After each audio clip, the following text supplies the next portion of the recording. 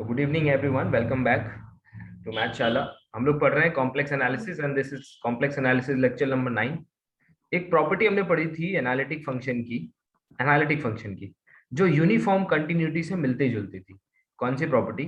अगर आप किसी फंक्शन एनालिटिक फंक्शन में कोई बाउंडेड सेट एक इनपुट रखते हैं तो आपको हमेशा जो रिजल्ट है वो एक बाउंडेड सेट ही मिलता है ना।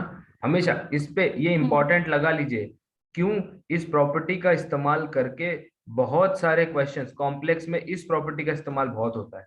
वो क्या करता है, ऐसे बोल देगा, मान लीजिए इस सेट पे फंक्शन डिफाइन है,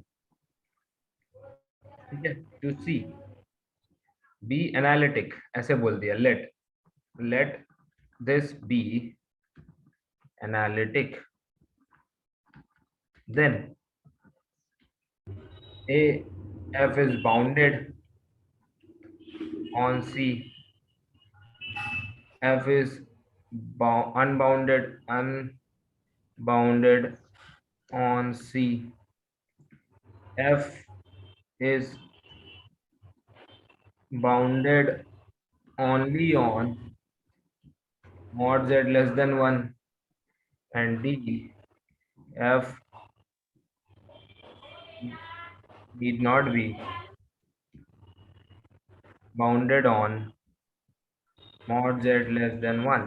अब देखिए होता क्या है, जिनको इस प्रॉपर्टी का ध्यान नहीं रहता, हमेशा याद रखिए ये मेन ऐसे क्वेश्चन बन के नहीं आएगा, है ना, लेकिन सी पार्ट में आपको इसको यूज करवा के क्वेश्चन करवाएगा। ठीक है, इसको यूज करना होगा आपको।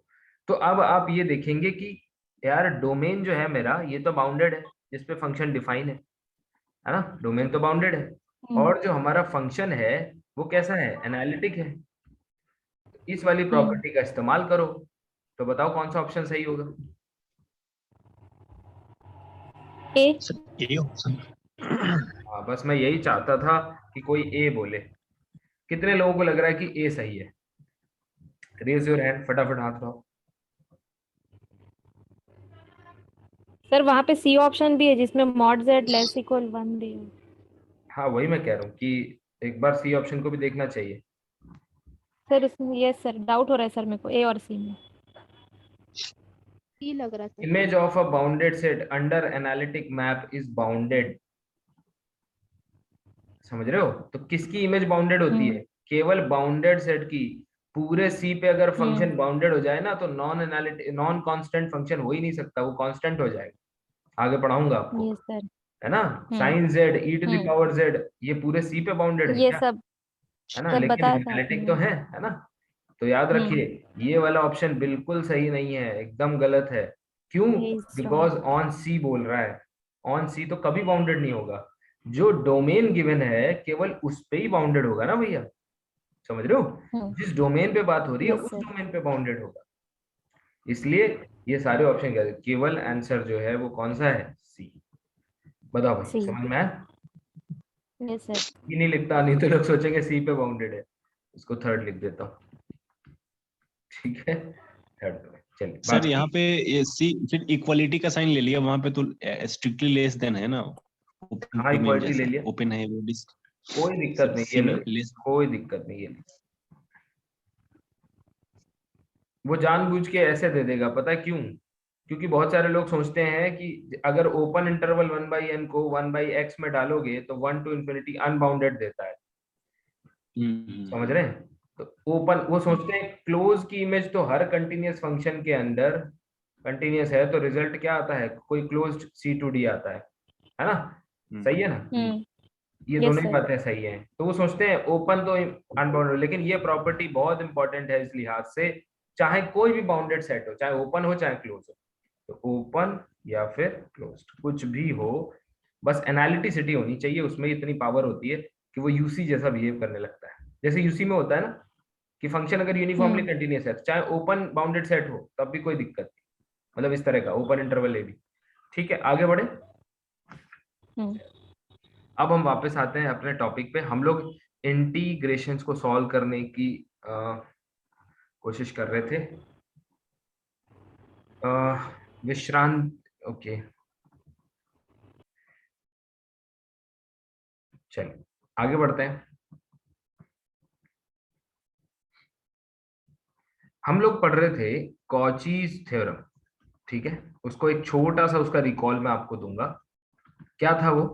कॉची ने एक बड़ा इंटरेस्टिंग आपको डेवलपमेंट बताता हूं इसमें। कॉची ने सबसे पहले क्या किया, एफ कोई फंक्शन है जो किसी डोमेन डी पे डिफाइन है, प्लस फंक्शन एनालिटिक है, कहां पर? पूरे डी, यानी कि ये सपोज डोमेन है। हर पॉइंट जो इसमें आप देख रहे हैं, हर पॉइंट जो देख रहे हो, वो सब क्या है? Regular point. समझ रहे हो? सारे पॉइंट क्या है? Regular points, regular points. अब देखो, क्योंकि ये सारे रेगुलर पॉइंट्स हैं, तो एफ जो है पूरे डोमेन में एनालिटिक कहा जाएगा। इसके अंदर अगर आप कोई भी क्लोज्ड कर्व बनाते हैं, कोई भी क्लोज्ड कर्व जिसका इनिशियल और फाइनल पॉइंट सेम, इस कर्व के अलोंग हमारा जो इंटीग्रेशन होता है, यानी integral along this curve C, f d z, ये क्या आता है? 0। 0। ठीक है। एक्चुअली सबसे पहले, ध्यान से सुनिएगा, सबसे पहले कॉची ने जो रिजल्ट किया था वो ट्रायंगल के ऊपर किया था। एनी कर्व तो एक जनरलाइजेशन है, आप समझ रहे हैं? मैं आपको डेवलपमेंट समझाता हूं। उसने कहा अगर मान लीजिए कोई एक डोमेन है डी, जिसका हर पॉइंट रेगुलर पॉइंट है, हर पॉइंट रेगुलर है, हर पॉइंट पे फंक्शन रेगुलरिटी दे रहा है, यानी कि उसके नेबरहुड में भी एनालिटी। इसके अंदर अगर आप एक ट्रायंगल, जब भी आप प्रूफ देखेंगे, चाहे आप कॉम्प्लेक्स एनालिसिस का कुमरेसन सर का बुक फॉलो करें या फिर पुन्नुस्वामी का बुक फॉलो करें, दोनों ही बहुत अच्छे हैं, है ना। उसमें जो आप प्रूफ देखते हैं, तो प्रूफ में सबसे पहले ट्रायंगल से शुरू किया जाता है। ट्रायंगल थ्योरम कहते हैं, कॉचीज ट्रायंगल थ्योरम। उसने कहा, अब देखो ध्यान से देखोगे तो ये भी एक क्लोज्ड कर्व है कि नहीं? Yes sir. ठीक है, ये क्लोज्ड कर्व है। तो इसके अलोंग भी अगर integration along this closed curve, this closed triangle is 0, सबसे पहले ये प्रूफ किया गया। फिर इसको एक्सटेंड किया गया, और एक्सटेंशन में सेकेंड पार्ट में यही चीज किसके लिए करी गई? रेक्टेंगल के लिए, कॉचीज रेक्टेंगल थ्योरम। ठीक है, कॉचीज रेक्टेंगल थ्योरम, ये देखिए, और ये फंक्शन डिफाइन है इस पे। तो इस रेक्टेंगल के अलोंग भी इंटीग्रल 0 होगा, ये उन्होंने प्रूव किया। बड़े सुंदर प्रूफ है ना। फिर उन्होंने इस चीज को रिजल्ट में एक मतलब जनरलाइज रिजल्ट बनाया कि यार चाहे ट्रायंगल हो, चाहे रेक्टेंगल हो, चाहे इस तरह का कोई कर्व हो जो कि क्लोज्ड है ना, तो ये फॉर एनी क्लोज्ड कर्व, फिर उन्होंने फॉर एनी क्लोज्ड कर्व जो है रिजल्ट दिया। ठीक है भाई, यहां तक क्लियर है? जी। Yes sir. है ना। किसी ने देखा है इस डेवलपमेंट को? किसी ने एमएससी में देखा हो अपने उसमें कोर्स में? कभी पढ़ा है कि रेक्टेंगल और ट्रायंगल के लिए? किसी ने भी? एमएससी में हम लोग पढ़े हुए थे अच्छा, सर, उस समय बतलाते थे लेकिन बात समझ में आई। लेकिन अभी आप जो बोल रहे हैं तो फिर रिकॉल हो क्या रही कि शायद यही चीज समझाना चाह रहे हो। हम नहीं, हाँ हाँ, खतरे हम में लोग तो भी कोई अलग कई बात बार है। क्या होता है, शिक्षक को हम लोग कहते हैं, लेकिन हम लोग भी उतने योग्य नहीं हुआ करते हैं कि उस बात को समझ पाए, यस है ना। तो चलिए थोड़ा सा ब्लेम अपने ऊपर भी लिया जाए। कोई जी दिक्कत जी। नहीं। ठीक है, कॉचीज थ्योरम फिर बनी, और उन्होंने कहा कि फॉर एनी क्लोज्ड कर्व जो है ये रिजल्ट होल्ड करेगा और इंटीग्रल विल बी 0। अब एक किसी ने क्वेश्चन पूछा, उसका रिवर्स क्वेश्चन, यानी कि उसने पूछा व्हाट अबाउट कन्वर्स। नेचुरल था ये क्वेश्चन पूछा जाना। अगर आप ध्यान से इस लेक्चर को भी फॉलो कर रहे हैं, तो एक ऑब्वियस सा क्वेश्चन आपके दिमाग में आएगा, जो कि ये कहेगा कि let integral over closed curve, या फिर ऐसे लिखो, let D be a simply connected, देखिए मैं बहुत अच्छी चीज पढ़ाने जा रहा हूं आपको, simply connected and open domain, है ना, and C be the closed curve in D. C be the closed curve in D. ठीक, such that integral over any closed curve is 0. समझ रहे हैं? then question है, can we say that f is analytic? आप समझ रहे हो question? समझना, इंटीग्रल 0 है, सॉरी f एनालिटिक है तो किसी भी क्लोज्ड कर्व के अलोंग इंटीग्रल 0 होता है। ये कॉची का रिजल्ट था। अब मैं आपसे क्वेश्चन पूछता हूं कन्वर्स, यानी कि अगर मैं दे दूं आपको कि इंटीग्रल 0 है और सी क्लोज्ड कर्व है, ठीक है, तो क्या फंक्शन एनालिटिक होना चाहिए? यानी क्या कॉचीज थ्योरम का कन्वर्स एग्जिस्ट करता है? ठीक है, क्वेश्चन समझ में आया? यस और नो? Yes sir. आंसर है नॉट। नो। मतलब आपको कई बार ऐसे एनालिटिक, ऐसे इंटीग्रल 0 मिलेंगे जिसमें फंक्शन एनालिटिक नहीं होगा। समझ पा रहे हैं? लेकिन मोरेरा नाम के एक मैथमेटिशियन थे, ठीक है, उन्होंने एक रिजल्ट प्रूव करा जिसको कहते हैं पार्शियल कन्वर्स। मतलब एग्जैक्ट कन्वर्स तो नहीं, क्यों? क्योंकि एग्जैक्ट कन्वर्स तो होल्ड ही नहीं करेगा, लेकिन इसको कहते हैं partial converse of Cauchy's theorem, Morera's theorem. ये भी हमारे एमएससी बीएससी में रहा करती थी, है ना, पर तब हम इसका इम्पोर्टेंट, ये बड़ी इंपॉर्टेंट है, अभी देखिए बताऊंगा। ये इसको कहते हैं पार्शियल कन्वर्स, है ना, पार्शियल कन्वर्स। क्यों कहते हैं अभी समझ में आ गया। आप कहोगे सर अच्छा तो मतलब इसमें ये रहा होगा कि इंटीग्रल 0 देगा और उससे कुछ कंक्लूड करेगा, तो बिल्कुल सही है, पार्शियल कन्वर्स ऑफ कॉचीज, ठीक है। आइए इसका स्टेटमेंट देख लेते हैं, क्या कहता है। Let f be continuous.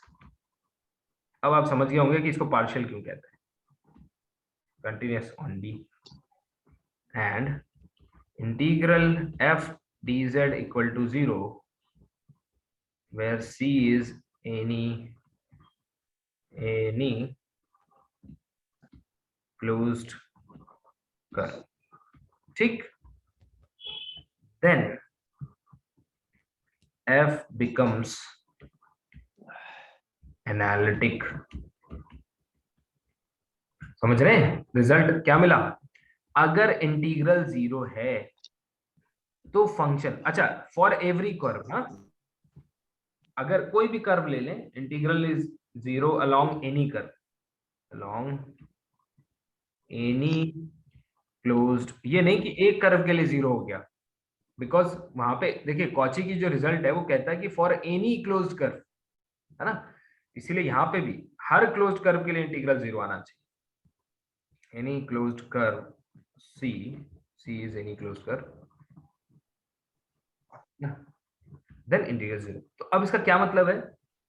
एक चीज एक्स्ट्रा लगा दी गई, क्या?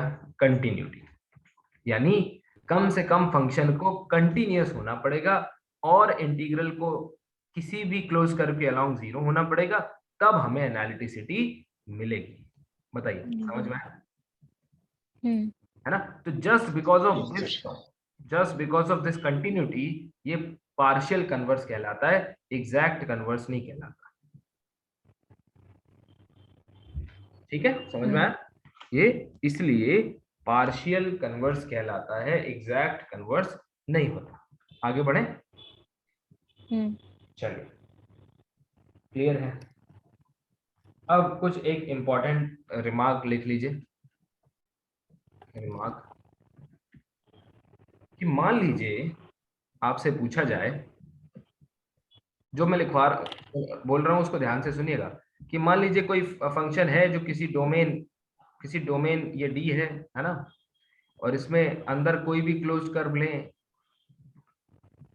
इंटीग्रल 0 है, पर एक समस्या आ रही है। क्या समस्या ये आ रही है, सॉरी देखिए ये डोमेन है डी, ठीक, फंक्शन एनालिटिक है पूरे डोमेन में except some points. So f जो है ये क्या है, analytic except a few points, यानी कुछ पॉइंट्स ऐसे हैं जिनको छोड़ के। अच्छा एक बात बताइए, किसी भी डोमेन को अगर ओपन कनेक्टेड डोमेन लेंगे इसमें कितने पॉइंट्स होने चाहिए, आप बताइए टोटल कितने पॉइंट्स इसमें होंगे? तो इनफाइनाइट में नहीं होंगे sir. Infinite point. Infinite, uncountable, clearly. Uncountable, infinite. तो अनकाउंटेबल में से कुछ ऐसे पॉइंट्स हैं जिन पे एनालिटिसिटी हमें नहीं मिल रही। तो क्या अभी integral along any closed curve C will be zero? यानी कि क्वेश्चन वो क्या पूछ रहा है, क्या कॉची की थ्योरम से मुझे थोड़ी सी रिलैक्सेशन मिलेगी?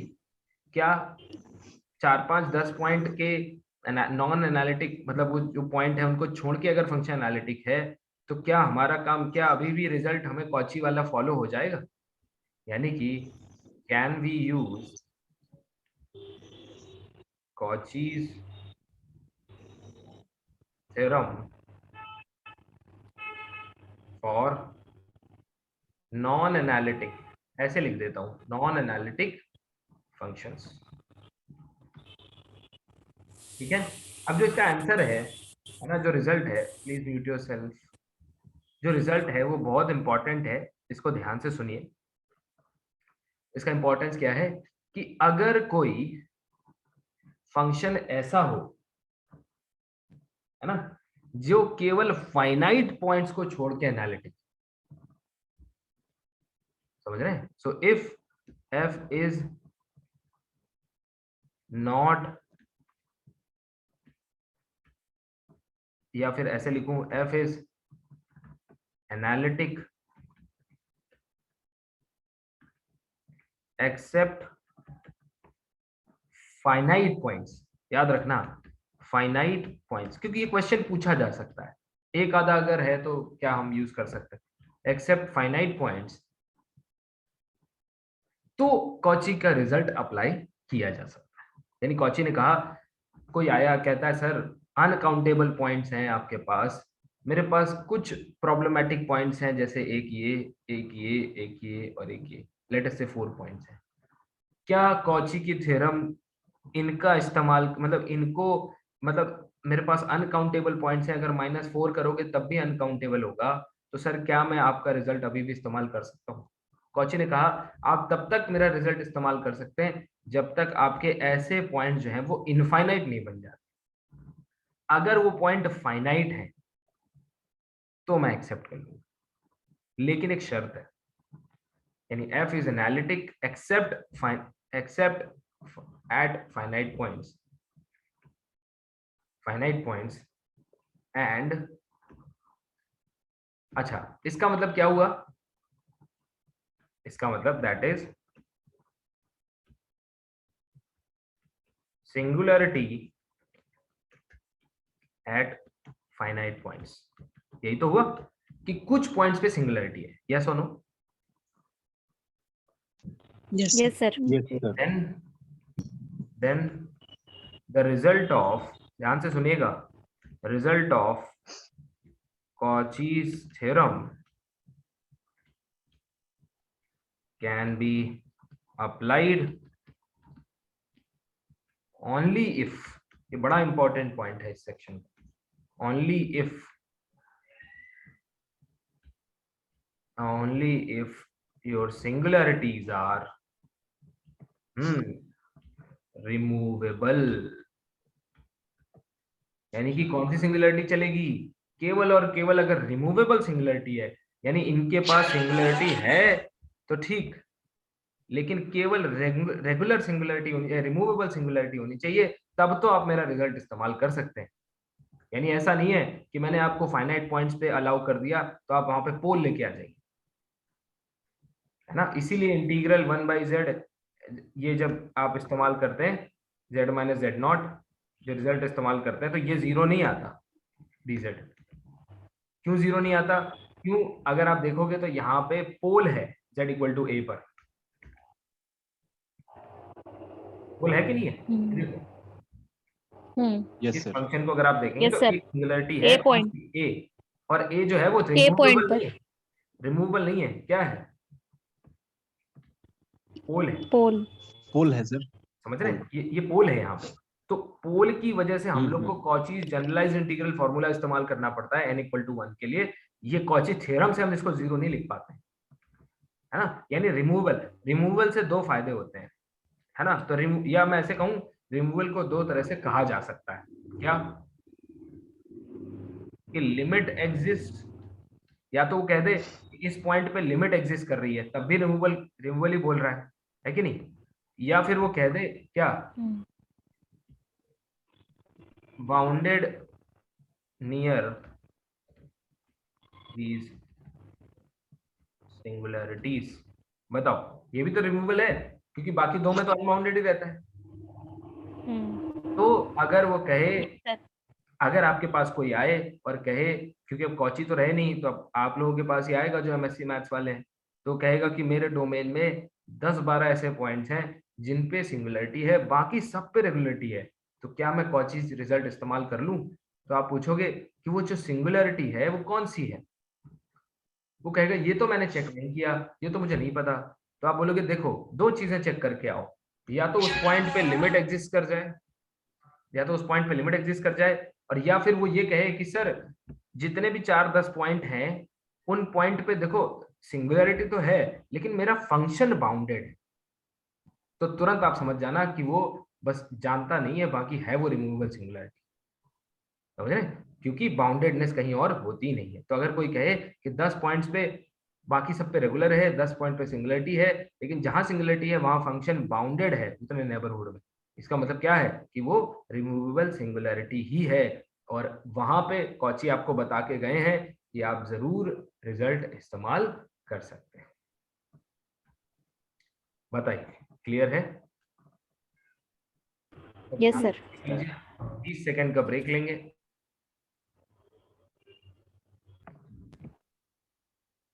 ठीक है, तो ये चर्चा हो गई है ना? ये बड़ी इंपॉर्टेंट चर्चा है, क्योंकि कई बार लोग कॉची का रिजल्ट तो जानते हैं, लेकिन जब एग्जाम में आ जाता है, बड़ा अच्छा क्वेश्चन एक आया था एग्जाम में, आइए क्वेश्चन के फॉर्म में मैं इसको बना के देता हूँ। लेट, या फिर ऐसे बोलो, विच of the following ensures that integral f dz is 0, या फिर sorry, ensures that f is analytic। ये क्वेश्चन आया था CSIR नेट का 2017-18 का सी सेक्शन का क्वेश्चन। और याद रखो, गांठ बांध लो आज से, सी सेक्शन पे ही मेहनत करनी है। जितना अच्छा आपका सी सेक्शन होगा उतने ही चांसेस होंगे, नहीं तो आप बाकी पेपर कितना भी अच्छा कर लो, सी सेक्शन को अगर हल्के में ले लोगे तो जिंदगी में सिलेक्शन नहीं होंगे, हमेशा घूमते रहो। और सी सेक्शन के लिए आपको थियोरेटिकली अच्छा होना पड़ेगा, है ना? और आपको काउंटर एग्जांपल्स के साथ रेडी रहना पड़ेगा, बहुत सारी चीजें, इतना डिफिकल्ट नहीं है, लेकिन सी सेक्शन आपका स्ट्रांग होना चाहिए। Which of the following ensures, so f has, अब देखना, सोच के बताना, जल्दबाजी नहीं की जाती है सी सेक्शन में। एक एक क्वेश्चन में आप 5 मिनट ले लो, कोई दिक्कत नहीं है। 12×5 = 60, समझ रहे हो? 12 अच्छे क्वेश्चन जो आपके हैं, उनको अगर आपने 5 मिनट लेके भी, और 5 मिनट का भी टाइमर लगा के बैठना बहुत समय होता है थ्योरेटिकल क्वेश्चन को सॉल्व करने के लिए। हाँ, ये लिबर्टी, इसलिए इसमें सब थ्योरेटिकल क्वेश्चन होते हैं। तो अगर आपकी थ्योरी स्ट्रांग है तो आपको बहुत ज्यादा कुछ सॉल्व नहीं करना। तो समझ लो 60 मिनट यानी 1 घंटे के अंदर आप 12 इंपॉर्टेंट क्वेश्चन अगर सॉल्व कर ले जाते हो तो 60 नंबर तो यहीं से हो गए। समझ पा रहे हो? 57.5। तो 57, जिसके 60 मार्क्स जो है केवल सी सेक्शन से आ जाएं, उसका सिलेक्शन कोई नहीं रोक सकता। तो बड़ी आसान सी कैलकुलेशन, इसको समझो। B, integral f d z equal to 0। ठीक। C, f is regular except x0, x1, x2 and limit x approaches, sorry, z approaches, ये z0, z1, z2 लिख देता हूँ, zi f z exist, और D है f is regular except finite points where except finite points f is bounded and regular except finite points। तो अब इनमें से कौन सी चीज है जो इंश्योर करेगी कि f जो है एनालिटिक है? ध्यान से, आराम से सोच के। सर बी तो नहीं होगा सर, उसको फंक्शन को कंटिन्यूअस होना पड़ेगा। देखिए बी नहीं होगा क्योंकि बी में डायरेक्टली केवल इंटीग्रल 0 दिया है। यहाँ पे अगर बोलता है f कंटिन्यूअस है तब ठीक होता। ए एफ हैज प्रिमिटिव, इतने तब जोर होता जोर से चिल्ला के करवाया था कि F has sir, primitive. Primitive उसी का होता है जो प्रिमिटिव होता है एनालिटिक। सर, तो ए सही, एनालिटिक होता है। F is regular except this, और लिमिट एग्जिस्ट कर रही है, मतलब सही है। एक्सेप्ट दिस फाइनाइट पॉइंट्स है ना, 1 2 3 है ना, और लास्ट वाला एफ बाउंडेड है और रेगुलर है फाइनाइट पॉइंट्स पे। तो फाइनाइट पॉइंट्स पे रेगुलर है प्लस बाउंडेड हर जगह पे है, तो यहाँ भी तो बाउंडेड होगा। तो मतलब Removable है। अगर सिंगुलरिटी होगी तो रिमूवल होगी। Yes, hello, sir. हाँ, थोड़ा ध्यान। सर यस बोलिए। सर मुझे थोड़ा सा इसमें कंफ्यूज हो गया था। आपने बताया था एफ एनालिटिक है तो उसके पास प्रिमिटिव होता है। हम्म, हाँ सर, मैं यहाँ पे कंफ्यूज हो गई, मेरे को क्या लगा उसका कन्वर्स टाइप का कुछ है क्या। अरे नहीं नहीं, मैंने क्या मतलब बोला, एफ के पास ये प्रिमिटिव पॉइंट। है। वो दोनों ही बातें एक हाँ, एक ही जैसी हैं। एफ के पास प्रिमिटिव है, एफ के पास प्रिमिटिव प्रिमिटिव है है। मतलब एफ एनालिटिक है। हाँ एनालिटिक बिल्कुल, होता है तभी इंप्लाई करता है कि वो प्रिमिटिव है। बिल्कुल बिल्कुल एफ के प्रिमिटिव पास होता है उसके प्रिमिटिव है, पास। इसीलिए मैंने कहा है कि पेन पेपर लेके बैठिए। प्रिमिटिव है इसका मतलब क्या है, एक जी होगा such that ji prime hmm, equal to F. Ji dash equals to F. तो जी डैश एनालिटिक होगा कि यस नहीं सर, होगा? एफ, यस यस यस, है ना? कंफर्म एफ एनालिटिक है, ए होगा। ठीक है, चलिए आगे बढ़ते हैं। यानी कि जो आंसर है, तो ऑप्शन में लिमिट एग्जिस्ट फाइनाइटली भी देना चाहिए ना, फाइनाइटली, लिमिट एग्जिस्ट, हाँ लिख देते हैं, फाइनाइटली लिख देते हैं। है ना, नहीं तो पोल भी हो सकता है ना। हाँ, लिमिट एग्जिस्ट फाइनाइटली। चलिए ए सी डी, चलो आगे बढ़ते हैं। अच्छा वो मैंने क्वेश्चन करवा दिया ये, है ना, नहीं तो इसमें भी थोड़ा कंफ्यूजन हो रहा था। आगे बढ़ते हैं। कॉम्प्लेक्स बहुत सुंदर है लेकिन आपको मेहनत करनी पड़ेगी, है ना। ये नहीं है कि मैंने पढ़ा दिया और आपने छोड़ दिया और आ जाएगा। चलो आगे बढ़ते हैं, और अब हम लोग कॉची थ्योरम को आगे बढ़ाते हैं, कॉचीज इंटीग्रल फॉर्मूले की तरफ। थ्योरम में क्या था कि फंक्शन एनालिटिक हो। मैंने कहा देखो एनालिटिक तो नहीं है। उसने कहा तो एनालिटिक नहीं है तो क्या कहीं सिंगुलरिटी है? मैंने कहा हाँ यार, कहीं तो कुछ ऐसे पॉइंट्स हैं जहां पे सिंगुलरिटी है ना। आजकल आप तो जानते ही हैं दुनिया में बहुत कम ऐसी चीजें हैं जिनमें मिलावट नहीं है। अब मिलावट है तो क्या करेंगे? तो कुछ नहीं, कुछ पॉइंट्स हैं जिन पे सिंगुलरिटी है, और वो सिंगुलरिटी जो है वो धीरे से उसने कहा कि ये पोल है या फिर इसेंशियल है। तो ऐसे फंक्शंस को कैसे इंटीग्रेट करेंगे? आप कॉचीज फॉर्मूले का मोटिवेशन सीख रहे हैं। मान लीजिए एफ डी जेड आ जाए, मान लीजिए आ जाए e to the power 1 - 1 by z square d z, इसका इंटीग्रेशन आ जाए किस पे? यूनिट सर्कल पे। तो कैसे करोगे? ये तो इसेंशियल सिंगुलरिटी रख रहा है, समझ पा रहे हो? ये तो इसेंशियल सिंगुलरिटी रख रहा यस है, सर। इसको कैसे करोगे? तो कॉची ने कहा मैं आपकी कुछ मदद कर सकता हूँ, लेकिन मेरी थ्योरम आपकी मदद नहीं कर पाएगी। थ्योरम को क्या चाहिए? या तो रेगुलर हो, या फिर रेगुलरिटी अगर कहीं मिस हो तो वो सिंगुलरिटी केवल और केवल कौन सी होनी चाहिए? रिमूवेबल। रिमूवेबल। रिमूवेबल, रिमूवेबल होनी चाहिए। यस। तो इस तरह की चीजों को डील करने के लिए कॉची, या फिर मैं ये कहूंगा कि कॉची की थ्योरम को आगे बढ़ा के इंटीग्रल फॉर्मूला भी इवैल्यूएट, या फिर इंटीग्रल फॉर्मूला भी इवॉल्व हुए। ठीक है, अब कॉची तो आपकी इसमें भी मदद नहीं कर पाएगा, कर देगा वैसे रेसिड्यू थ्योरम से, है ना, लेकिन वो कौन कौन से स्टेप्स हैं उस पर धीरे धीरे जाएंगे, एक एक करके समझेंगे।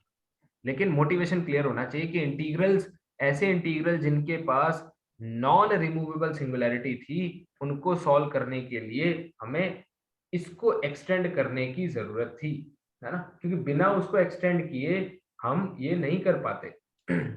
इनको इंटीग्रेट नहीं कर पाते, उनका जो इंटीग्रेशन है उसको इवैल्यूएट नहीं कर पाते। चलिए आगे बढ़ते हैं। कॉचीज इंटीग्रल फॉर्मूला क्या कहता है कि अगर f जो है है ना, वो लेट अस से डिफाइंड है d to c, कोई फंक्शन है, और आपको एक ही में लिखवा दूं, कॉची जनरलाइज्ड, और आप लोग तो सब समझदार हैं, जनरलाइज्ड क्या अलग अलग उसमें वो करना है ना, n इक्वल टू 1 के लिए कॉची इंटीग्रल फॉर्मूला बन जाता है। देखिए फॉर्मूला है fn, या फिर इसको उल्टी तरफ से समझिए, इंटीग्रल गामा, गामा क्या है, gamma be the closed curve in D, in D, f of z upon z minus z naught to the power, अभी एक चीज सिखा दूंगा, z minus z naught to the power n plus 1, यहाँ पे n plus 1 क्यों लिखा है आपको पता होगा, पर ठीक है, that will be equal to 2 pi I upon n factorial into f nth derivative at z naught। तो यहाँ पे z naught पॉइंट जो है वो किसको बिलोंग करता है, and z naught belong to d, domain के अंदर है ये जो पॉइंट है। Yes sir. अब इसका मतलब क्या हुआ, अच्छा इसका एक और फॉर्म है, दूसरा फॉर्म है, इसमें 2 पाई आई इधर है, so 1/2 pi i integral over gamma f of z upon z minus z not to the power n plus 1 dz is equal to f nth derivative at z not upon n factorial. ठीक, ये दो form है, ये first form है, ये second form है। कई बार वो इसको इस्तेमाल करता है, जैसे गेट वेट में देगा इंटीजर टाइप तो 2 पाई आई दे देगा ताकि कैंसिल हो जाए, इधर 2 पाई आई का झमेला ना है, कहाँ इनपुट करते घूमोगे आयोटा, है ना, आयोटा का तो इनपुट भी नहीं रहता। तो अब इनमें कुछ चीजें ऑब्जर्व करने वाली हैं। पहली चीज ऑब्जर्व करने वाली क्या है कि जो पावर, ध्यान से सुनिएगा, जितनी पावर यहाँ होती है उससे एक कम वाला डेरिवेटिव दो जगह पे होता है, ये नीचे फैक्टोरियल भी एक कम और ऊपर डेरिवेटिव भी एक कम। तो अगर आप यहाँ n रखेंगे तो यहाँ पे n-1 का फॉर्मूला आपको याद रखना पड़ेगा। z नॉट जो है ये d को बिलोंग करता है, ये दूसरा इंपॉर्टेंट पॉइंट है। और क्या है, f जो है वो एनालिटिक होता है, ध्यान से सुनना, f एनालिटिक होता है। आप कहोगे सर ये फंक्शन, पूरा फंक्शन बेटा एनालिटिक नहीं है, अगर आप इसको एज इट इज देखो इसको, और मैं कह दूं कि इसकी सिंगुलरिटी बताओ, आप तुरंत आंख बंद करके कहोगे सर z नॉट, बताओ बोलोगे कि नहीं, है ना। और Yes, sir. और फिर Yes, जब sir. आपको पता चले कि गामा जो है वो z नॉट को इनक्लोज करता है, मतलब गामा कुछ ऐसा है कि अंदर z नॉट घुसा बैठा है, समझ रहे हो, तो आप कैसे इसको बोलोगे कि सर ये एनालिटिसिटी, ये तो बात बनेगी नहीं एनालिटिक। तो मैंने कहा कि देखो, मैंने ये नहीं कहा कि ये पूरा फंक्शन एनालिटिक है, सिर्फ f एनालिटिक है, ऊपर का फॉर्म, ऊपर जो फंक्शन होगा वो एनालिटिक है। और जैसे ही f एनालिटिक हुआ तो nth डेरिवेटिव भी एनालिटिक हो गया, इसलिए इसका एग्जिस्टेंस का भी आपको अलग से क्लेम नहीं देना है ना। Yes, sir. एंड एक एक चीज क्लियर होनी चाहिए, एंड गामा इनक्लोजेस z नॉट, ये भी लाइन बड़ी इंपॉर्टेंट है ना, मतलब हम चाहते हैं कि सिंगुलरिटी इसके अंदर आ जाए, देखिए, है ना। अब इन सब चीजों का मैजिक जो है वो प्रूफ में रहता होगा, आई एम श्योर कि प्रूफ में कितना सुंदर लगता होगा कि z नॉट अगर बाहर चला जाए। अब z नॉट अगर बाहर चला जाए, गामा उसको इनक्लोज ना करे तो क्या होगा बताओ।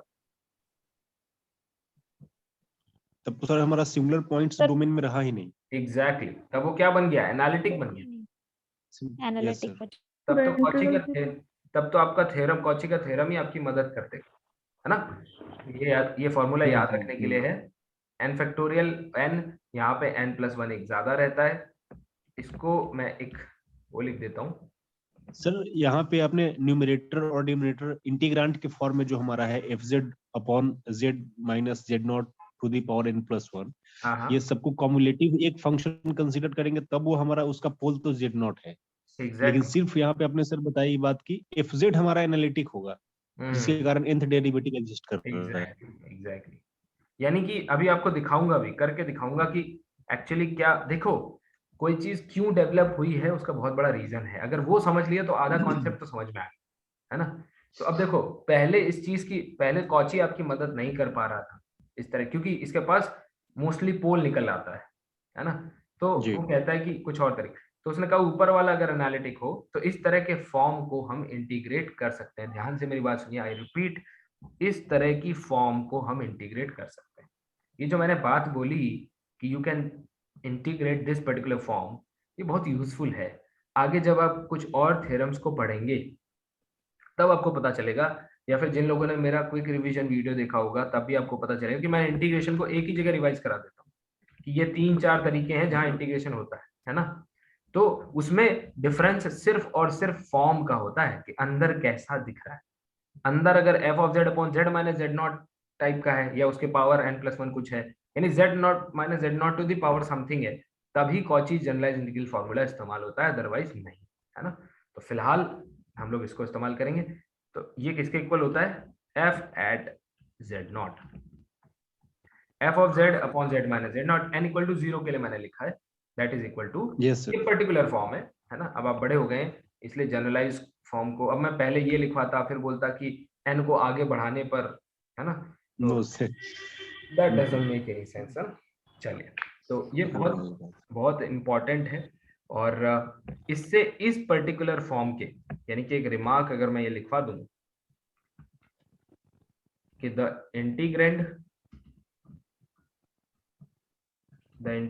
ऑफ द फॉर्म, ध्यान से सुनिएगा, देखो कौन से इंटीग्रल फॉर्मूले में क्या कौन सी टाइप के इंटीग्रल सॉल्व होते हैं ये पता चल जाए तो हमारा काम आसान हो जाएगा।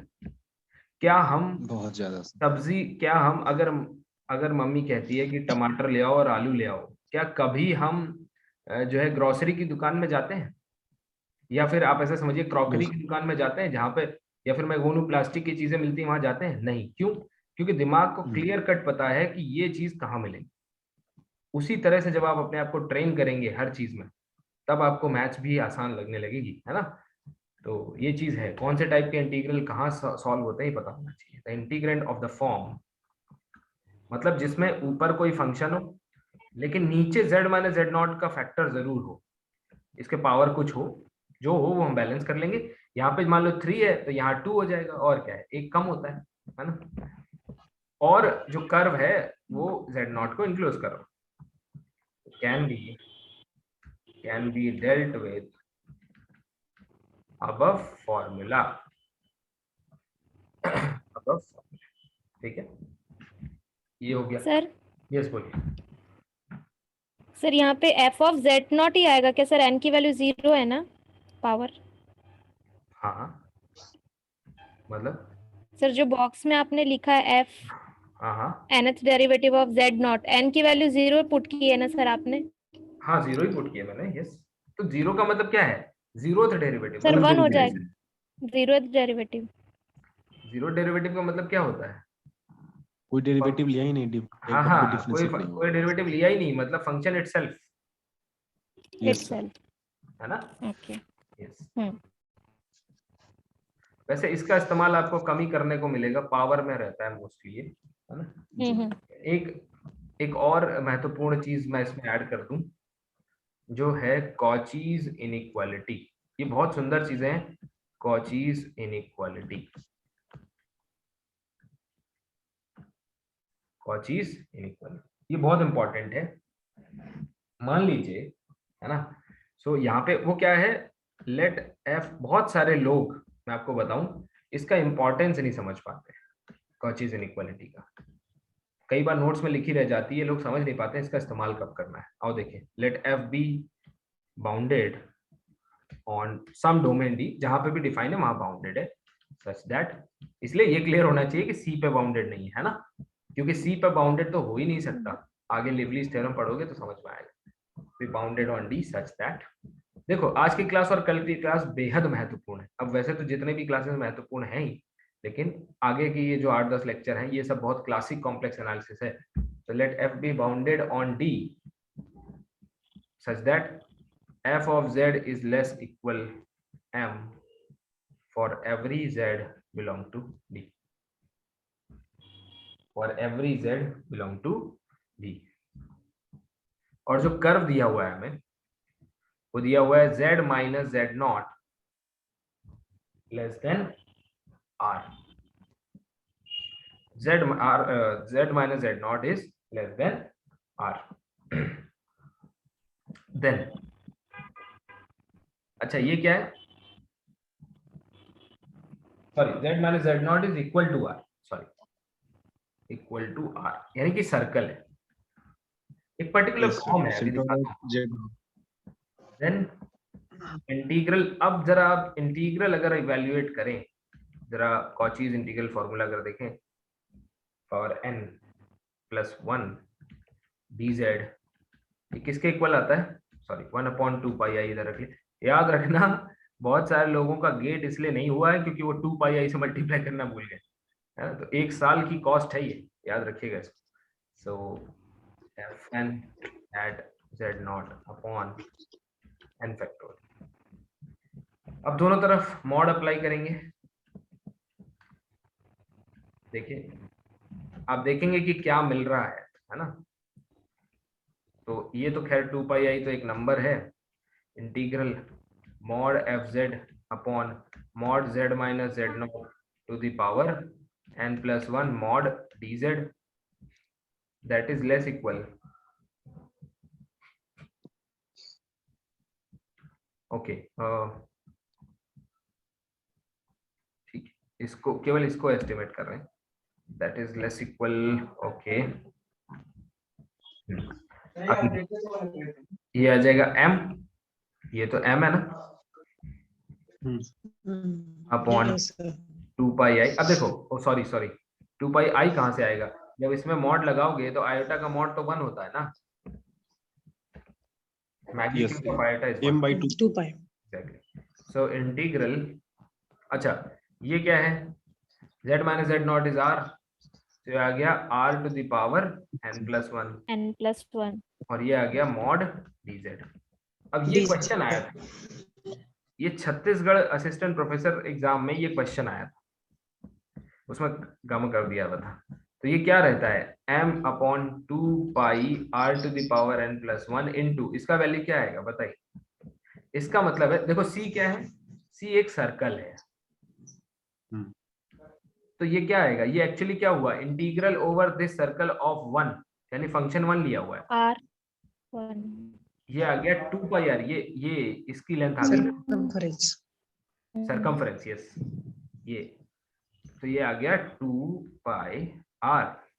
So 2 pi and 2 pi will get cancelled, r will get cancelled to this, so that will be equal to, अच्छा हाँ, तो ये वैल्यू आ गई आपकी m upon r to the power n. अब कॉचीज इंटीग्रल फॉर्मूले से इसकी वैल्यू क्या है, next place fn at z naught upon n factorial ना इज लेस इक्वल, क्या वैल्यू आई, m upon r to the power n. M upon r to the power. देखना बड़ा इंटरेस्टिंग रिजल्ट है, मुझे बड़ा पसंद आया जब मैंने इसको समझा कि ये क्या है. और मैं आपको समय दूंगा, है ना, 20-30 सेकंड का समय दूंगा, आप सोचो इस पे. Upon r to the power n into n factorial. यहाँ पे एक और चीज लिख रहा हूँ, फॉर n इक्वल टू 0, 2 के लिए लिखूंगा. हाँ देखता हूँ आप पकड़ पाते हैं कि नहीं कि ये क्या लिख रहा हूँ.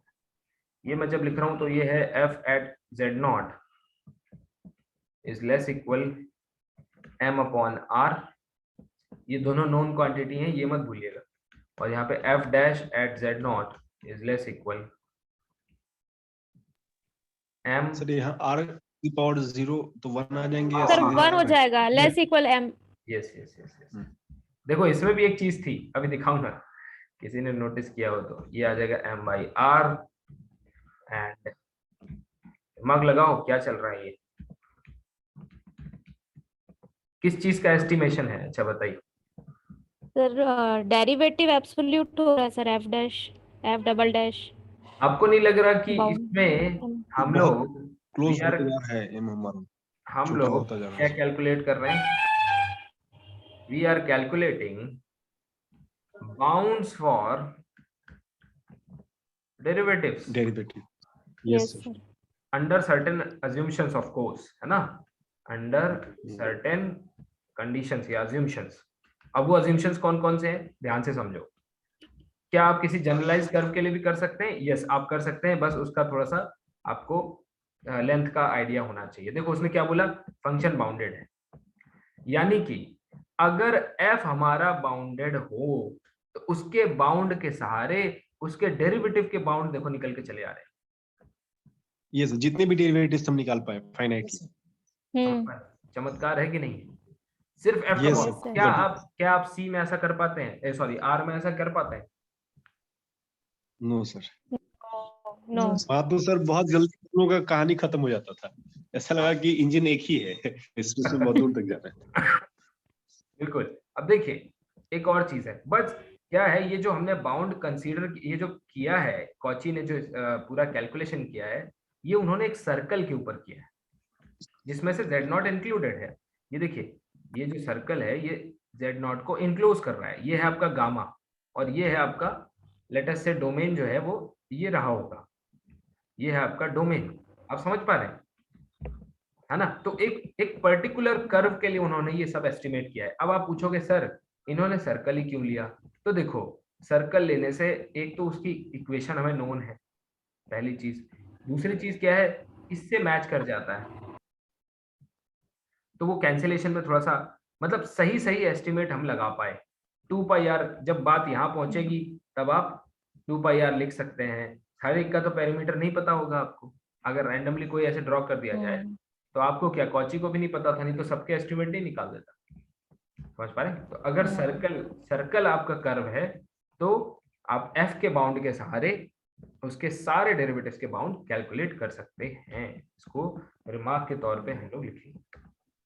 जब मैं ऑफलाइन पढ़ाता था तो यहीं पे छोड़ देता था, है ना, और मैं जो बोलता हूँ ना कि चलो ब्रेक लेते हैं, तो ब्रेक नहीं, मैं घूमता था, देखता था नोट्स में बच्चे क्या लिख रहे हैं और उनसे कहता था आप अपने मन से लिखो। अब इसमें शायद हार्डली किसी ने, मुझे लग रहा है भाग्यश्री थी शायद उस टाइम पे, हाँ सर।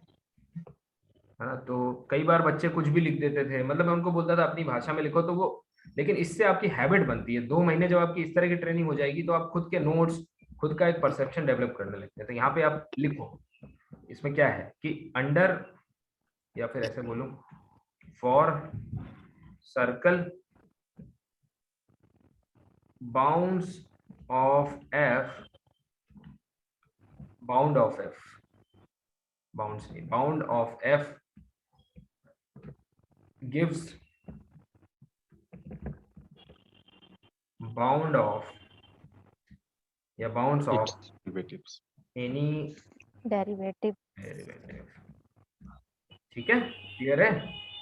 चलो आगे बढ़ते हैं। तो हम लोग एक और इम्पोर्टेंट रिजल्ट की तरफ बढ़ेंगे जो है लिवलीज थ्योरम। ध्यान से सुनिएगा, बहुत इंपॉर्टेंट रिजल्ट है, हाँ, बहुत ही इंपॉर्टेंट। लिवलीज थ्योरम आप समझ लीजिए कि कल अगर आप अच्छे से पढ़ लेते हैं तो कल तक की क्लास में आपका 60% या मैं बोलूं 65% कॉम्प्लेक्स एनालिसिस खत्म हो गया। उसके बाद जो है वो सब उसका कोरोलरी और छोटे छोटे रिजल्ट्स। लिवलीज थ्योरम, इसका मोटिवेशन समझिए। अगर आपको, या मैं बोलूं इन जनरल, कोई भी एनालिटिक फंक्शन हो या फिर एंटायर फंक्शन जो होते हैं, क्या वो बाउंडेड होते हैं सी पे? Entire No. Function sir need not है No. Sir. e to the power z sin z। Entire C पर फंक्शन, तो सर होंगे, सर सी पर तो होंगे ना, एक्सटेंडेड कॉम्प्लेक्स प्लेन पर वो नहीं होगा। हाँ हाँ, तो सी पर नीड नॉट बी बाउंडेड, इसीलिए मैंने एंटायर लिखा ना, एंटायर मतलब C, need not be bounded on C. ठीक, अच्छा, इससे एक और चीज रिकॉल करा देता हूं कि कोई फंक्शन अगर पूरे सी पे एनालिटिक है तो उसको एंटायर कहते हैं, लेकिन इसका मतलब ये नहीं है कि फिर इन्फिनिटी पे उसकी सिंगुलरिटी नहीं होगी। Even entire functions can have singularity at infinity such that sin z cos z e to the yes power z सबकी है। ऐसे कौन से फंक्शन है यस जिसकी इन्फिनिटी पे भी कोई सिंगुलरिटी नहीं? एक फंक्शन सर आपने बताई थी,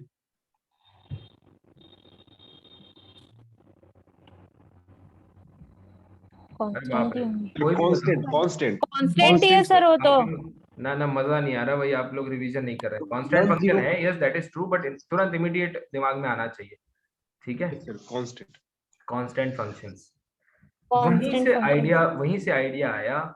इसका मतलब है कि नॉन कांस्टेंट फंक्शन के पास पूरे एक्सटेंडेड प्लेन सी इंफिनिटी पे कोई सिंगुलरिटी ना हो, ऐसा हो ही नहीं सकता। कोई ना कोई सिंगुलरिटी होती है इंफिनिटी पे। अब वो सिंगुलरिटी कौन सी होती है, क्या होती है, उसके बारे में पढ़ लिया था हमने।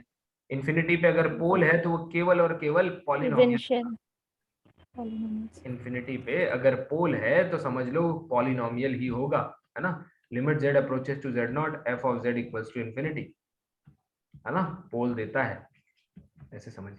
तो ये सब चीजें रिवाइज करिए भाई, अब तैयारी मतलब ऐसा समझो कि मई 15 को आप सुपर रेडी होने चाहिए। उसके बाद का लास्ट का जो एक मंथ है वो मैं आपके ऊपर छोड़ूंगा। जितनी मेहनत करनी है, क्वेश्चन रोज मुझे भेजो, मैं उसको डील करूंगा, है ना। और ज्यादा क्वेश्चंस रिवीजन, तभी तो याद रह पाएगा इतना बड़ा syllabus. In general entire functions, अभी से अलर्ट कर रहा हूँ, है ना, बाद में कोई फायदा नहीं। In general entire functions need not be bounded. So what if some function is bounded on C, समझ रहे हैं, which is analytic and bounded on C, whole C,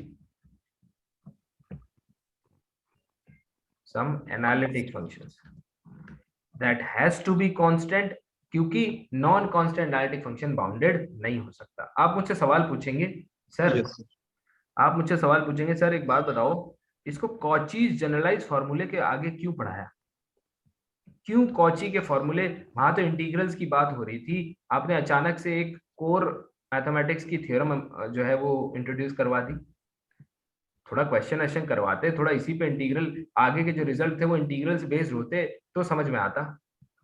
तो आइए मैं आपको समझाऊं कि प्रूफ ऑफ लिवलीज थ्योरम जो है, यानी जो आइडिया लिवली को आया था वो कॉची के रिजल्ट से ही आया था।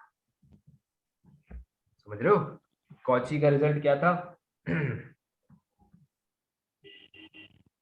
इंटीग्रल f ऑफ z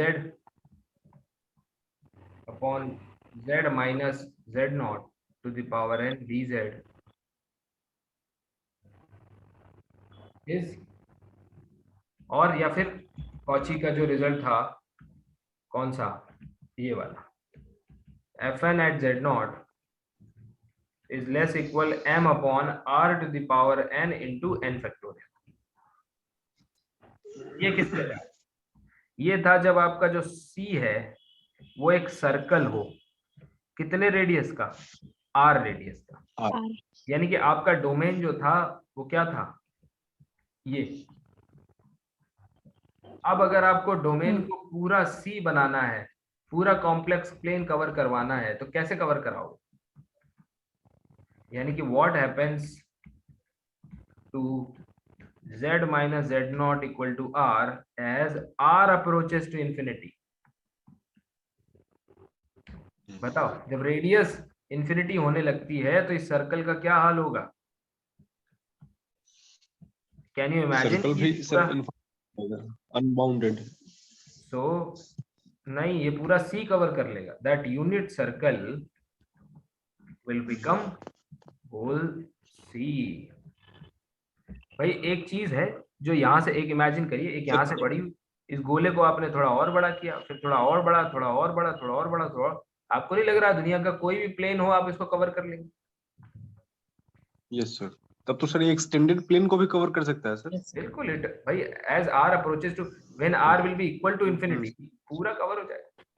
तो अब मुझे एक बात बताइए, आर इंफिनिटी पे आपको होल सी मिल रहा है, तो जब एनालिसिस होल सी पे करना है तो इसको जरा होल सी पे एनालाइज करके बताओ कि जब आर इंफिनिटी पे हो जाएगा तो क्या होगा, लेस इक्वल जीरो, जीरो होना होगा sir.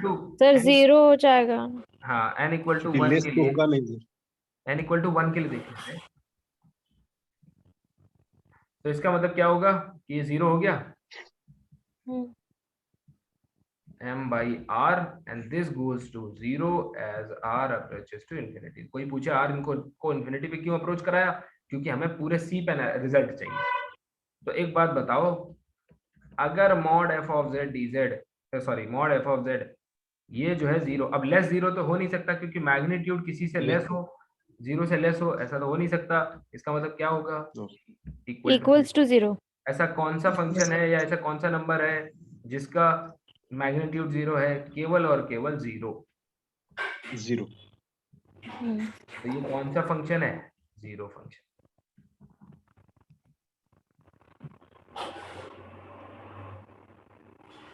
Sorry, n equal to 1 के लिए था, इसमें डैश होना चाहिए था, सॉरी इसमें डेरिवेटिव आना चाहिए ना, डेरिवेटिव। अब भी फिर वो कांस्टेंट फंक्शन बन जाएगा। अब मयूरी जी, आपका ये क्वेश्चन जो एक क्वेश्चन आपने भेजा था, डेरिवेटिव 0 है, इसका मतलब होता है कनेक्टेड डोमेन पे अगर 0 है, अब R में देखना पड़ता है, लेकिन C में अगर D लिखा हुआ है तो कनेक्टेड पे देखेंगे connected ही है। इसका मतलब तो क्या है? कांस्टेंट हो जाएगा सर, F कांस्टेंट हो जाएगा। f कांस्टेंट हो गया। तो समझ में आया? कॉची का रिजल्ट ही लिवली ने इस्तेमाल किया और उन्होंने कहा कि जब R को इन्फिनिटी पे अप्रोच कराते हो, यानी कि आप C पे बात करते हो, तो कोई भी फंक्शन बाउंडेड नहीं हो सकता। अगर बाउंडेड है तो इस बाउंड के सहारे आप उसको 0, आप उसको कांस्टेंट क्लेम कर सकते हो। ठीक है, तो इसका जो स्टेटमेंट है वो ये है। यहाँ पे प्रिमिटिव को नॉन जीरो कांस्टेंट ही सर क्यों हो सकता है? क्योंकि अगर हमारे पास जीरो फंक्शन अगर रहा तो उसका भी डेरिवेटिव तो 0 ही आएगा। नॉन जीरो कांस्टेंट फंक्शन होगा तब तो सर इसको ये रिजल्ट हम होल्ड कर पा रहे हैं। मैं नहीं, ऐसा कुछ नहीं है। देखिए, नॉन जीरो कॉम्प्लेक्स नंबर ये है कि अगर फंक्शन 0 ले लिया आपने, तो 0 फंक्शन तो अपने आप ही बाउंडेड फंक्शन है ना, वो तो बाउंडेड हो ही सकता है ना सी में। Yes yes yes yes. तो मैंने कहा नॉन कांस्टेंट फंक्शन बाउंडेड नहीं हो सकता, बल्कि 0 ही क्यों, 1 क्यों नहीं लिया आपने? एफ ऑफ जेड को 1 ले लीजिए, है कि नहीं? वो भी कांस्टेंट, यस।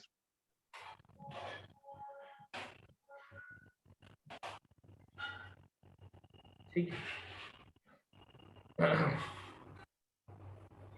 तो सर कांस्टेंट का कैरेक्टर, कांस्टेंट फंक्शन का कैरेक्टर है और डिफरेंशिएबिलिटी का, ये दोनों रियल और कॉम्प्लेक्स में सर अजीब अजीब, मतलब सिर्फ टॉपिक नाम वही है लेकिन दोनों का रोल प्ले एकदम डिफरेंट डिफरेंट है। एकदम एकदम नंबर और कॉम्प्लेक्स नंबर सिस्टम है। every entire and bounded function is constant। so इसको शॉर्ट में ऐसे लिखा जाता है, entire bounded function is constant। और जब entire लिख दिया है तो मतलब C पे बात हो रही है। यानी कि अब इसका असली रोल समझाता हूं, यानी कि any non constant analytic function या non constant entire function, entire function can not be bounded on whole C. ये बड़ी इंपॉर्टेंट लाइन है। कोई मुझे समझाएगा कि ये लाइन क्यों इंपॉर्टेंट है?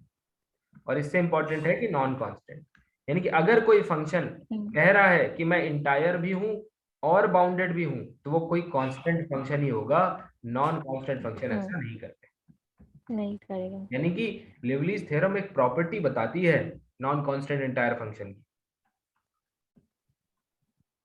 ठीक है, आइए एक चीज सिखा देता हूं। नॉन कांस्टेंट, देखना, नॉन कांस्टेंट एनालिटिक फंक्शन या फिर entire function, non constant entire function क्या क्या नहीं कर सकते हैं उसकी लिस्ट बना लो। देखो क्या नहीं कर सकते हैं। इसका रियल पार्ट, सॉरी हाँ ठीक है, इसका रियल पार्ट कांस्टेंट नहीं हो सकता, इसका इमेजिनरी भी इमेजिनरी नहीं हो पार्ट, सकता। इमेजिनरी पार्ट कांस्टेंट नहीं हो सकता। नहीं होगा। ठीक, एफ, सॉरी यार बहुत गंदा लिख दिया। एक टाइम था मेरे को गुड मिलता था हैंडराइटिंग में, फिर मैंने मैथ्स ले ली तो फिर बस एफ ऑफ जेड, नहीं सीरियसली मुझे अभी भी याद है गुड मिला करता था। Imaginary part of f of Z, इतना ना सर लिखना पड़ता है कि थोड़ा तो हाँ सर। नहीं, फिर इसका मैंने एक पॉजिटिव भी देखा, मैंने कहा मैं एक रिजल्ट देखा था मैंने कि जिनका ब्रेन जो है तेज चलता है तो उनके हाथ जो है तो मैंने कहा चलो वो यस justify है। जिनकी हैंडराइटिंग खराब होती है कहते हैं उनका ब्रेन तेज चलता है, लेकिन देखो मेरी हैंडराइटिंग अच्छी है, ये देखो ये साफ है ना, इमेजिनरी। सर उसका रीजन एक होता सर है, फिर मैं आपको ब्रेन तेज करने के लिए हैंडराइटिंग खराब करना पड़ेगा क्या? एग्जैक्टली गंदा गंदा लिखिए ताकि लोगों को लगे कि इनका ब्रेन बहुत तेज काम करता है। डॉक्टर्स सर क्या लेकिन करते हैं, इसलिए डॉक्टर सर, डॉक्टर्स क्या डॉक्टर्स करते लोगों हैं का ब्रेन है। वो ऐसे, लेकिन वो लोग क्या करते हैं, वो ये चाहते हैं आपको क्लियर कॉम्प्लेक्स ये दिखाई ना दे कि क्या वो मंगवा रहे हैं, वो सिर्फ उनका जो सेटिंग वाला मेडिकल स्टोर है यस सर। उसको पता होना चाहिए, ये हाँ हाँ है ना। ये बिल्कुल वैसा ही है। मैं आपको एक छोटी सी बात ऑन रिकॉर्ड बोलूंगा, जो लोग ऐसा करते हैं एक प्रोफेशन में आके, मैं भी टीचर हूँ, आप भी टीचर हैं, मान लीजिए मैं आपसे जानबूझ के कहूँ कि फला किताब आप फला दुकान से जाके ही लें, समझ रहे हैं, और मैं इस दुकान से कह दूं कि मैं मेरे जो 20 बच्चे हैं वो यही बुक खरीदेंगे, चाहे वो बुक, अब देखिए बुक कौन सी होती है, जो थर्ड क्वालिटी मटेरियल होगा उसी में मार्जिन ज्यादा होता है, सबको पता है। Yes sir. जो अच्छी किताबें, स्टैंडर्ड किताबें एनसीईआरटी 100 रुपए की आ जाती है, लोग क्या लोगे मार्जिन।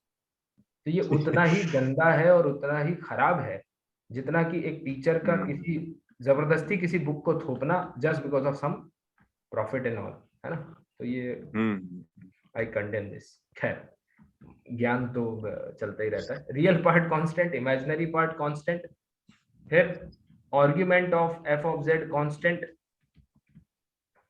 है ना। Mod f. और एग्जैक्टली मॉड एफ कांस्टेंट नहीं हो सकता, ठीक। और क्या नहीं हो सकता, अब देखो एक और चीज पता चल गई, क्या, बाउंडेड नहीं हो सकता, बाउंडेड नहीं हो सकता। ठीक। और आगे पढ़ोगे इसमें और आगे रिजल्ट है कि उसका रियल पार्ट बाउंडेड नहीं हो सकता, इमेजिनरी नहीं, आगे इसमें कोई भी इंडिविजुअल भी बाउंडेड नहीं हो सकता। ये है एक्सटेंडेड लिवलिस थ्योरम, मतलब ये लिवलिस थ्योरम के एप्लीकेशंस आप पढ़ोगे।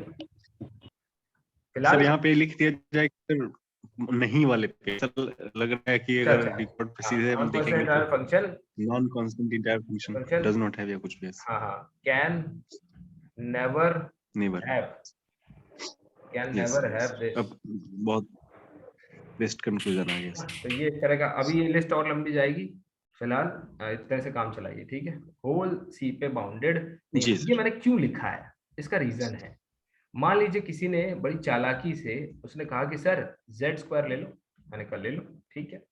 उसने कहा सर डोमेन जो है हमारा वो है यूनिट डिस्क, मैंने कहा ठीक है।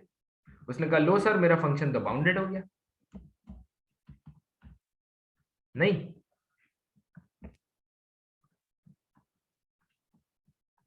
अरे हाँ कि ना।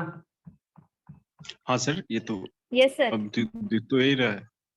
तो क्या यहाँ पे लिवलीज थ्योरम वायलेट हो रही है, do you feel Liouville's theorem sir entire तो नहीं है सर, लेकिन ये जेड स्क्वायर इंटायर नहीं है, क्या बात कर रहे हैं, पॉलिनोमियल तो इंटायर फंक्शन होते हैं भाई। हाँ एक्सटेंडेड अगर प्लेन देंगे तब बाउंडेड है, हाँ डोमेन तो बाउंडेड है ना सर।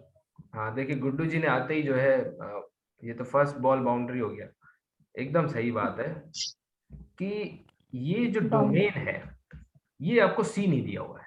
आपने कहा एफ इज बाउंडेड, मैंने मान लिया, आपने कहा एनालिटिक, मैंने मान लिया, मैंने कहा जो छुपा रहे उसको भी तो लिखो, क्या, ऑन डी।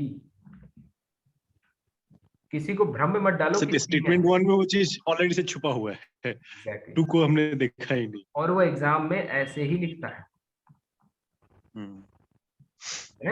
इसलिए ध्यान रखिए ये सब चीजें, ठीक है। क्लियर है भाई, कॉन्सेप्ट क्लियर है, कोई दिक्कत है जी। अब यहीं पे एक रिमार्क आपको लिखवा देता हूं जो इम्पोर्टेंट है, ठीक है। यहीं पे इसके नीचे ही जो पिछला वाला था उसको भी, कि एनी या फिर every entire function is bounded on bounded sets या फिर बाउंडेड डोमेन। तो इसका मतलब क्या, ऑब्जर्वेशन टाइप। हाँ इसका नहीं, ये हमने पहले भी किया। अब इसका मतलब क्यों, ये इसलिए लिखा रहा हूं कि इस तरह के क्वेश्चन में भ्रम ना पैदा हो कि भाई डोमेन तो आपका बाउंडेड है। अब बताओ आप इस तरह का क्वेश्चन बनाने वाले को क्या कहोगे, उसको कहोगे ये तो ऑब्वियस है ना हम्म, भाई, आपने बाउंडेड डोमेन ले लिया, एनालिटिक फंक्शन ले लिया, और फिर आप कह रहे हो बाउंडेड एफ, तो बाउंडेड तो आएगा, ये तो प्रॉपर्टी है। अरे मजा तो तब है जो आप सी में बाउंडेड करके दिखाओ, होल सी नहीं कर पाओगे, वो फिर कांस्टेंट फंक्शन ही होगा, वही ऐसा करेगा, है ना।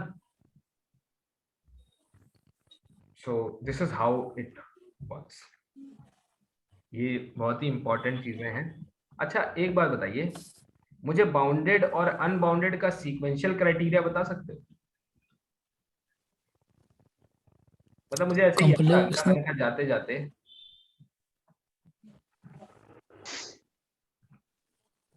सोच के बताओ क्या रहा होगा। कोई फंक्शन बाउंडेड है, let f be bounded on some set, later से ये रियल में भी है और कॉम्प्लेक्स में भी है, तो इसको कैसे कहोगे? And let f be unbounded on, इसलिए मैंने सेट लिख दिया है। सेट अब रियल में भी सेम, सीक्वेंशियल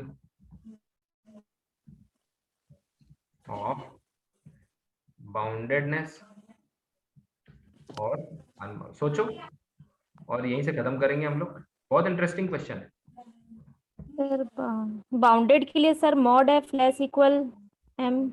नहीं वो तो सीक्वेंशियल क्राइटेरिया बोला मैंने। सर अगर कोई सीक्वेंस डोमेन में हमारा हाँ कन्वर्ज करेगा तो उसका सर फंक्शनल वैल्यू भी कन्वर्ज हो जाए वेरी गुड वेरी गुड। लेकिन डिफरेंट पाथ बस से। बस उस कन्वर्जेंस को बाउंडेड से रिप्लेस कर दीजिए, क्योंकि कन्वर्जेंस की जरूरत है नहीं, क्योंकि इसमें तो हमें किसी पॉइंट पे पहुंचना नहीं है ना, जी जी जी लिमिट में पहुंचना होता है। तो आपने बिल्कुल सही कहा, इसमें कहा for any Zn belonging to S, Zn कहां से आना चाहिए? S से। मेरी तरह मत करना, कोई पूछे डोमेन्स 0 1 में कोई सीक्वेंस बताओ, सॉरी कोई पूछे कि 1 to infinity में कोई सीक्वेंस बताओ, आपने कह दिया 1/n ना, तो आप ऐसे ही बाहर हैं फिर। फॉर एनी Zn नहीं in S such that mod of Zn is less than, let us say, some number L, or every n in natural number, the functional sequence f of Zn is unbounded.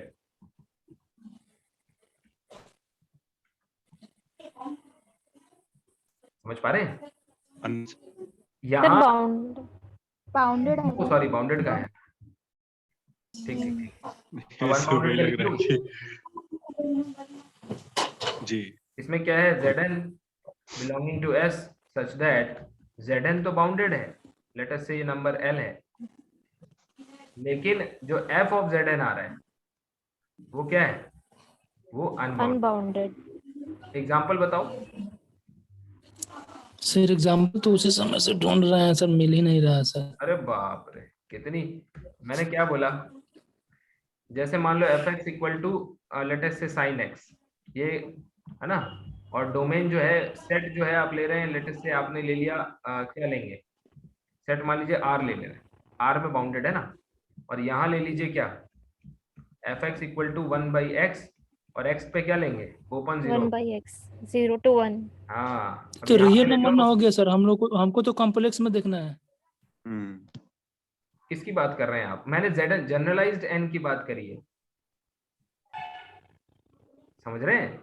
Generalised मैंने किसी भी function की बात करी है, यहाँ पे real और कॉम्प्लेक्स की बात नहीं है, ये किसी भी इन जनरल किसी भी फंक्शन के लिए ठीक सर ठीक है 1/n। Okay sir. देखिए रियल में भी, तो रियल में एग्जांपल ले लीजिए, उसी को एनालॉगसली कॉम्प्लेक्स बना लीजिए, उसमें क्या कुछ अलग थोड़ी भाई।